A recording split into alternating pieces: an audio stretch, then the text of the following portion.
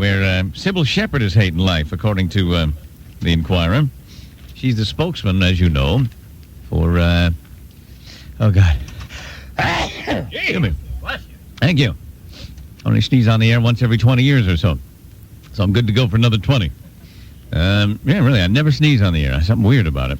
But I did once 20 years ago. I remember the date, so I'll remember this one now, too. Anyway, Sybil Shepherd is the spokesperson for L'Oreal. Now, the animal rights maggots say that L'Oreal uses bunny rabbits to test their stuff and make sure it won't have an allergic reaction on your face. They tested on animals' faces.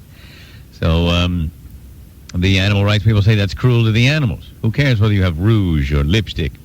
They make the animals inhale the chemicals, so when you spray your hair, it won't give you lung cancer.